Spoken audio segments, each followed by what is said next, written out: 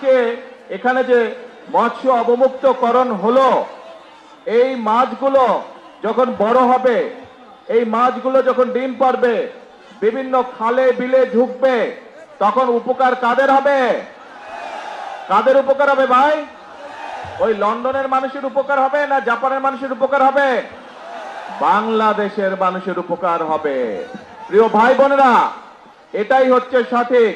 অর্থাৎ আপনারা বিগত নির্বাচনে বাংলাদেশ জাতীয়তাবাদী দল অর্থাৎ শহীদ রাষ্ট্রপতি জিয়াউর রহমানের দল, দেশনেত্রী বেগম খালেদা জিয়ার দল বিএনপিকে আপনারা জয়যুক্ত করেছিলেন। কারণ বিএনপির রাজনীতিটাই হচ্ছে এমন একটি রাজনীতি, যেই রাজনীতির বাস্তবায়ন করলে পরে দেশের মানুষ উপকৃত হবে, গ্রামের মানুষ উপকৃত হবে। এটাই হচ্ছে বিএনপির রাজনীতি। এবং সে কারণেই আমরা চাই এই রাজনীতি বাস্তবায়নের মাধ্যমে বাংলাদেশকে একটি কল্যাণমুখী রাষ্ট্র গড়ে তুলতে। এবং সে কারণে প্রিয় ভাই বোনেরা, আপনারা দেখেছেন যে আমরা নির্বাচনের আগে বলেছিলাম এবং নির্বাচনের পরে আপনাদের ভোটে আল্লাহর রহমতে যখন আমরা সরকার গঠন করতে সক্ষম হয়েছি, আমরা বলেছিলাম খাল খনন কর্মসূচির কাজ আমরা শুরু করব। আলহামদুলিল্লাহ, আল্লাহর রহমতে আমরা সারা দেশে খাল খননের কাজ শুরু করেছি। এই খাল খননের ফলে কৃষক ভাইরা কি উপকার পাচ্ছে? কৃষক ভাইরা উপকার পাচ্ছে। শুধু খাল খনন করলে কৃষক ভাইরাই উপকার পাবে না, একই সাথে খালটা যেই এলাকার ভিতর দিয়ে যাবে সেই এলাকার মানুষও পানির সুবিধা পাবে। সেজন্যই একই সাথে শুধু করলেই হবে না, খাল খননের পানি যেমন উপকারে লাগবে, সেই পানির আরো সৎ ব্যবহার করতে হবে। এবং তারই অংশ হিসাবে আজকে আমরা এই নদীতে আমরা মাছ ছাড়লাম, কিন্তু ধীরে ধীরে ইনশাআল্লাহ সমগ্র নদী এবং বড় বড় খালগুলোতে আমরা সারা বাংলাদেশের খালগুলোতে আমরা মাছের আরো গড়ে তুলব, মৎস্যের পোনা আমরা ছাড়বো পর্যায়ক্রমিকভাবে, যাতে করে এই পানি সেচ সুবিধা যেমন কৃষক ভাইরা পাবে, এই মাছগুলো ধরার মাধ্যমে খাদ্যের চাহিদা যাতে মানুষ পূরণ করতে পারে। প্রিয় ভাই বোনেরা, এবং এই কল্যাণমুখী রাষ্ট্র করতে গিয়ে আমাদের আরেকটি পরিকল্পনা ছিল, এই যে এখানে হাজার হাজার মা বোনেরা আজকে দাঁড়িয়ে আছে, এই মা বোনদেরকে শিক্ষিত করার জন্য দেশনেত্রী খালেদা জিয়া যখন দেশ পরিচালনার দায়িত্বে ছিলেন, উনি একটি পদক্ষেপ গ্রহণ করেছিলেন। সেটি হচ্ছে নারীদের শিক্ষা ব্যবস্থা ক্লাস 12 পর্যন্ত, ইন্টারমিডিয়েট পর্যন্ত উনি ফ্রি করে দিয়েছিলেন নারীদের শিক্ষা ব্যবস্থা। এবং দেশের জনসংখ্যার যেহেতু অর্ধেক নারী, কাজে এই নারী সমাজকে যদি আমরা পেছনে রাখি, ফেলে রাখি পিছনে, তাহলে দেশকে সামনে এগিয়ে নিয়ে যাওয়া যাবে না। এবং সে কারণেই আমরা সিদ্ধান্ত গ্রহণ করেছি, বর্তমান সরকার সিদ্ধান্ত গ্রহণ করেছে যে নারীদের শিক্ষা অনার্স পর্যন্ত ফ্রি করে দেওয়া হবে, সকল খরচ সরকার বহন করবে। কিন্তু এখানে অনেক বোনেরা আছে, অনেক সন্তান তুল্য মেয়েরা আছে, তোমাদেরকে কিন্তু ভালো করে মনোযোগ দিয়ে লেখাপড়া করতে হবে ইনশাআল্লাহ, যাতে বড় হয়ে এই দেশের হাল তোমরা ধরতে পারো। শুধু তাই নয়, যে সকল মেয়েরা ভালো রেজাল্ট করবে তাদেরকে আমরা উপবৃত্তির ব্যবস্থা করব ইনশাআল্লাহ সরকার থেকে। প্রিয় ভাই বোনেরা, সেজন্যই আপনারা দেখেছেন আমরা যেমন এই ব্যবস্থা গ্রহণ করেছি, একই সাথে গ্রামে গঞ্জে ছড়িয়ে থাকা হাজার হাজার প্রাইমারি স্কুলের বাচ্চাদেরকে, যারা গরিব মানুষের বাচ্চা, যে গরিব মানুষের সন্তান, তাদেরকে আমরা সরকারের পক্ষ থেকে বছরে একবার করে স্কুল ড্রেস দিতে চাই।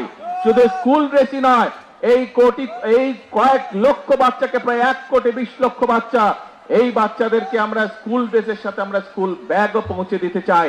যেভাবে প্রতি বছর নতুন বই দেওয়া হয়, আমরা নতুন বইয়ের সাথে তাদেরকে নতুন স্কুল ব্যাগ, আমরা নতুন বইয়ের সাথে তাদেরকে আমরা নতুন স্কুল ড্রেসও দিতে চাই, তাদের ঘরে পৌঁছে দিতে চাই। প্রিয় ভাই বোনেরা, যে কথাটি বলেছিলাম যে আমরা বাংলাদেশের নারী সমাজকে যেমন শিক্ষায় দীক্ষায় সামনে এগিয়ে নিয়ে যেতে চাই, একইভাবে আমরা তাদেরকে স্বাবলম্বী করে গড়ে তুলতে চাই। এবং সেই জন্য নির্বাচনের আগে আমরা বলেছিলাম যে নারী সমাজকে স্বাবলম্বী করার জন্য বাংলাদেশের 4 কোটি পরিবারের মধ্যে প্রত্যেকটি পরিবারের নারী যে প্রধান, যে মা, যে সংসারটি চালায়, তার হাতে পর্যায়ক্রমিকভাবে আমরা ফ্যামিলি কার্ড পৌঁছে দিব। আল্লাহর রহমতে আমরা সেই ফ্যামিলি কার্ডের কাজও শুরু করেছি এবং পর্যায়ক্রমিকভাবে এই কাজ আমরা আগামী 5 বছর সারা প্রত্যেকটি ঘরে পৌঁছে দিব এবং তারই অংশ হিসেবে আজকে এই জেলায় আমরা ফ্যামিলি কার্ডের কাজ উদ্বোধন করছি ইনশাআল্লাহ। প্রিয় ভাই বোনেরা, শুধু তাই নয়, আমরা বলেছিলাম যে একইভাবে আমরা বাংলাদেশ হচ্ছে একটি কৃষি প্রধান দেশ। কৃষক ভাইদের পাশে এই সরকার দাঁড়াতে চায়। যতটুকু সরকারের সম্ভব, সরকারের সামর্থ্য কৃষক ভাইদের পাশে দাঁড়াতে চায়, তাদেরকে সহযোগিতা করতে চায় এবং সেজন্যই আমরা কৃষি কার্ড চালু করতে চাইছি কৃষক ভাইদের জন্য, যেই কার্ডের মাধ্যমে আমরা তাদেরকে বছরে আর্থিক সহযোগিতা প্রদান করব। শুধু তাই নয়, এই কৃষক কার্ডের মাধ্যমে তাদের কাছে সার, বীজ, কীটনাশক, ঔষধও আমরা পর্যায়ক্রমিকভাবে পৌঁছে দেওয়ার চেষ্টা করব। এই যে কাজগুলো বললাম, এই কাজগুলো হচ্ছে এই দেশের মানুষের জন্য, এই দেশের জনগণের জন্য, যার মাধ্যমে এই দেশের জনগণের ভাগ্যের পরিবর্তন হবে। শুধু তাই নয় প্রিয় ভাই বোনেরা, আপনারা দেখেছেন যে আমরা দেশের মানুষের সামনে ওয়াদা করেছিলাম যে বিএনপি সরকার গঠন করতে পারলে আমাদের সমাজে আলেম সমাজ যারা আছেন, বিভিন্ন মসজিদ, মাদ্রাসা, মক্তবের যারা ইমাম, মুয়াজ্জিম, খতিব সাহেবরা আছেন, এর বাইরে অন্যান্য ধর্মের যারা ধর্মগুরু আছেন, তারা অনেকেই আছেন মানবতর জীবন যাপন পালন করেন। আমরা সেই জন্য সিদ্ধান্ত নিয়েছিলাম এই মানুষগুলোর পাশেও আমরা দাঁড়াতে চাই। আমরা যেমন নারী সমাজের পাশে দাঁড়াতে চাই, তাদেরকে স্বাবলম্বী করতে চাই। আমরা যেমন কৃষক ভাইদের পাশে চাই, তাদেরকে স্বাবলম্বী করতে চাই। আমরা যেমন আমাদের ভবিষ্যৎ প্রজন্ম সন্তানদের পাশে থেকে তাদেরকে শিক্ষা দীক্ষায় গড়ে তুলতে পারি, আমরা তাদের জন্য নতুন করে স্পোর্টসের ব্যবস্থা করেছি, যাতে আমাদের ভবিষ্যৎ প্রজন্মের ভিতর থেকে ভালো ভালো খেলোয়াড়রা বেরিয়ে আসতে পারে, খেলাকে তারা যাতে পেশা হিসেবে গ্রহণ করতে পারে। আমরা নতুন করির মাধ্যমে বিভিন্ন শিল্পে যাতে আমাদের আগামী বংশধররা বেরিয়ে আসতে পারে, তাদের মধ্যে থেকে যাতে পেশাদার শিল্পী তৈরি হতে পারে, এই ব্যবস্থাগুলো করেছি। ঠিক একইভাবে আমরা চাই আমাদের ইমাম, মুয়াজ্জিম সাহেব যারা আছেন, তাদের পাশে আমরা দাঁড়াতে চাই, যাতে করে তারাও স্বাবলম্বী হয়ে গড়ে উঠতে পারে। প্রিয় ভাই বোনেরা, এই কাজগুলো এই জন্য করতে চাই কারণ আমাদের লক্ষ্য, আমাদের উদ্দেশ্য বাংলাদেশের জনগণের ভাগ্যের পরিবর্তন। আমাদের লক্ষ্য, আমাদের উদ্দেশ্য হচ্ছে যে বাংলাদেশকে একটি কল্যাণমুখী রাষ্ট্র হিসাবে গড়ে তুলতে চাই। প্রিয় ভাই বোনেরা, যেই পরিকল্পনা গ্রহণ করলে, যেই পদক্ষেপ গ্রহণ করলে দেশের মানুষের ভাগ্য, বিশেষ করে গ্রামে থাকা মানুষগুলোর ভাগ্য, উপজেলায় থাকা মানুষগুলোর ভাগ্যের পরিবর্তন হবে ধীরে ধীরে, আমরা সেই কাজগুলো করতে চাই প্রিয় ভাই বোনেরা। এবং সে কারণেই আমরা খাল খনন কর্মসূচি, বৃক্ষরোপণ অভিযান, ফ্যামিলি কার্ড, কৃষক কার্ড, স্কুলের বাচ্চাদেরকে পোশাক পৌঁছে দেওয়া, তাদের হাতে নতুন বই পৌঁছে দেওয়া, স্কুলগুলোকে ঠিক করা, ইমাম, মুয়াজ্জিম সাহেবদেরকে সহযোগিতা করা আর্থিকভাবে, এই কাজগুলো আমরা করতে চাই প্রিয় ভাই বোনেরা। কিন্তু প্রিয় ভাই বোনেরা, অতীতে যেমন দেখেছে বিএনপি, বাংলাদেশ জাতীয়তাবাদী দলকে বাংলাদেশের জনগণ যতবার দেশ পরিচালনার সুযোগ করে দিয়েছে, দেশের দায়িত্ব যতবার অর্পণ করেছে, আমরা দেখেছি কিছু সংখ্যক রাজনৈতিক দল বিশৃঙ্খলা তৈরি করেছে। প্রিয় ভাই বোনেরা, এই যেই পরিকল্পনার কথা আপনাদের সামনে তুলে ধরলাম, এই মাছের অবমুক্তকরণ, এই ফ্যামিলি কার্ড, কৃষক কার্ড, বাচ্চাদেরকে মানুষ রূপে গড়ে তোলা, সুন্দর আদর্শ নাগরিক হিসাবে গড়ে তোলা, এই যে কাজগুলো, ইমাম, মুয়াজ্জিম সাহেবদেরকে অর্থনৈতিকভাবে সহযোগিতা করা, আপনারা কি মনে করেন এইগুলোর যদি বাস্তবায়ন করা যায় তাহলে দেশের মানুষের ভাগ্যের পরিবর্তন হবে? কি ভাই মনে করেন? আরে ভাই, কামগুলো তো আপনাদের জন্য কি মনে করেন বলতে হবে তো। সঠিক মনে করেন এই কাজগুলো ঠিক আছে? যদি এই কাজগুলো ঠিক আছে প্রিয় ভাই বোনেরা, তাহলে এই যে খাল খনন কর্মসূচি বাস্তবায়ন হলে কি গ্রামের মানুষের পানির চাহিদা এবং সেচের সুবিধা বাস্তবায়িত হবে? তাহলে প্রিয় ভাই বোনেরা, যারা এসব কাজে বাধাগ্রস্ত করবে, যারা রাজপথে বিশৃঙ্খলা তৈরি করবে, যারা দেশের মানুষকে মিথ্যে কথা বলে বিভ্রান্ত তৈরি করবে, তাদের বিরুদ্ধে আপনাদেরকে রুখে দাঁড়াতে হবে। আমরা জানি, আমরা দেখেছি, আমরা দেখছি এখনো যে স্বৈরাচার এই দেশ থেকে পালিয়ে গিয়েছে, যারা বাংলাদেশের মানুষের কথা বলার অধিকারকে গলা টিপে মারতে চেয়েছিল, যারা বাংলাদেশের রাজনৈতিক অধিকার, মানুষের রাজনৈতিক অধিকারকে কেড়ে নিতে চেয়েছিল, যারা বাংলাদেশের মানুষের ভাগ্যের পরিবর্তনকে স্টপ করে দিতে চেয়েছিল, তাদের বিরুদ্ধে এই বাংলাদেশের মানুষ রুখে দাঁড়িয়েছিল এবং তাদেরকে এই দেশ থেকে তারা বিতাড়িত করে দিয়েছে। এখন প্রিয় ভাই বোনেরা, এখন সময় হচ্ছে কাজ করার, এখন সময় হচ্ছে দেশকে সামনের দিকে এগিয়ে নিয়ে যাওয়ার।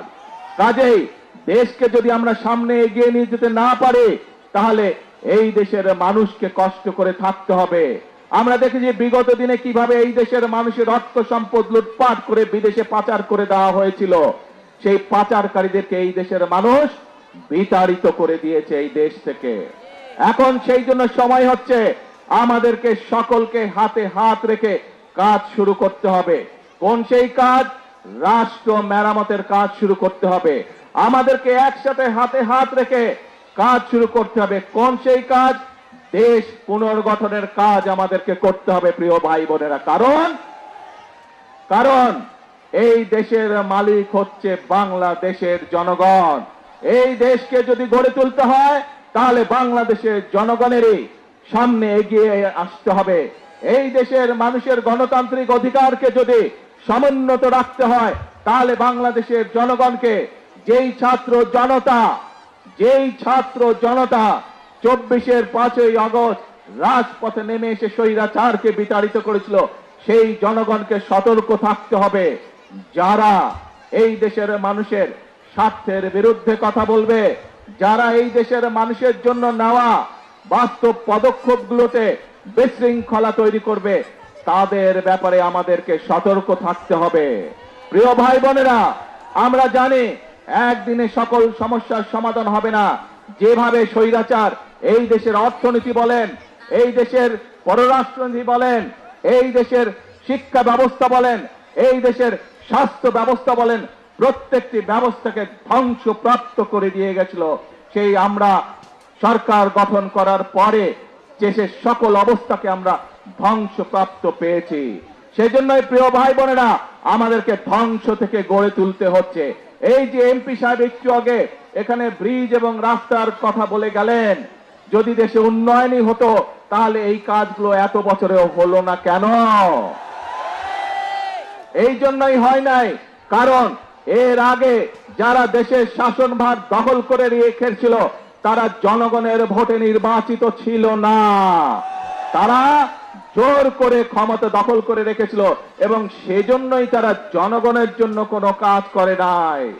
আমরা দেখেছি, আমি জানি সমগ্র দেশের মানুষ, বিভিন্ন শুধু ঢাকা শহর না, ঢাকা শহর সহ বাংলাদেশের সকল মানুষ, সকল জেলা উপজেলার বহু মানুষ বিদ্যুতের কষ্ট ভোগ করছেন এই মুহূর্তে। কিন্তু এই যে বিদ্যুতের সমস্যা, এই সমস্যা স্বৈরাচার, যে স্বৈরাচারকে এই দেশের মানুষ বিতাড়িত করেছে, তাদের আনপ্ল্যান্ড অপরিকল্পিত পরিকল্পনার জন্য, অপরিকল্পিত বিভিন্ন পদক্ষেপের জন্য আজকে বিদ্যুৎ এবং জ্বালানির এই অবস্থা।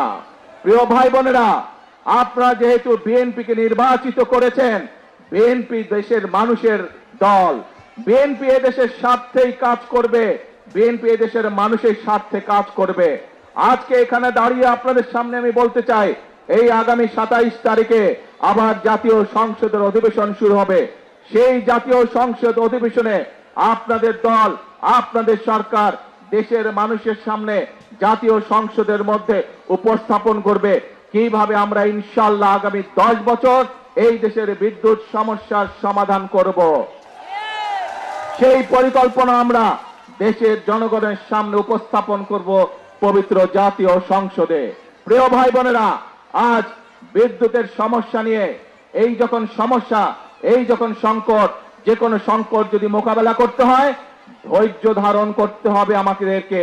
যে কোনো সংকট যদি মোকাবেলা করতে হয় ঠান্ডা মাথায় পরিকল্পনা গ্রহণ করে ধীরে ধীরে সংকটের মোকাবেলা করতে হবে। কিন্তু আমরা দেখছি এই সংকটের সুযোগ নিয়ে কিছু সংখ্যক ব্যক্তি রাজপথে বিশৃঙ্খলা তৈরির চেষ্টা করছে। রাজপথে যদি বিশৃঙ্খলা তৈরি হয় সবচেয়ে বেশি ক্ষতিগ্রস্ত হয় সাধারণ জনগণ, তাদের ব্যবসা বাণিজ্যের ক্ষতিগ্রস্ত হয়, তাদের চাকরি বাকরি ক্ষতিগ্রস্ত হয়, তাদের জীবনযাত্রা ক্ষতিগ্রস্ত হয়, কিন্তু উপকৃত হয় সেই সকল বিশৃঙ্খলাকারী। প্রিয় ভাই বোনেরা, প্রথমেই আমি আপনাদের সামনে বলেছি, আমাদের লক্ষ্য হচ্ছে আগামীতে একটি ওয়েলফেয়ার স্টেট গঠন করা, একটি কল্যাণমুখী রাষ্ট্র গঠন করা, এবং সে কারণে আমরা কি কি পদক্ষেপ গ্রহণ করছি আপনাদের সামনে আমি তুলে ধরেছি। এখানে আপনারা হাজার হাজার মানুষ সমর্থন দিয়ে বলেছেন যে এই পরিকল্পনাগুলো যদি বাস্তবায়িত হয় তাহলে বাংলাদেশের মানুষ উপকৃত হবে, তাই তো নাকি? তাহলে প্রিয় ভাই বোনরা, আজকে এই বক্তব্যের শেষে এসে আপনাদেরকে বলতে চাই, আপনারা যে সমর্থন দিয়েছিলেন 12 ফেব্রুয়ারি নির্বাচনে, সেই সমর্থনের উপরে আপনারা আস্থা ধরে রাখুন। ইনশাল্লাহ আপনাদের নির্বাচিত দল বাংলাদেশ জাতীয়তাবাদী দল ইনশাল্লাহ জনগণের জন্য অতীতেও কাজ করেছে, বর্তমানেও কাজ করবে, এবং দেশ এবং জনগণের স্বার্থের বাইরে কোনো কাজ করবে না। প্রিয় ভাই বোনেরা, আসুন আজকের এই পোড়ামাছ অবমুক্তকরণের এই যে জনসভা, এই জনসভায় আমরা সকলে আজকে শপথ গ্রহণ করি।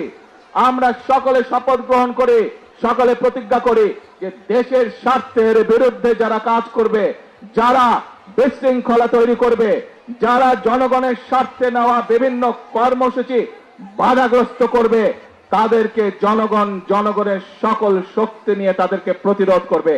আছি নাকি আমরা দেশের শান্তি রক্ষায়? আসুন, যে কোনো মূল্যে আমাদেরকে দেশের শান্তি রক্ষা করতে হবে।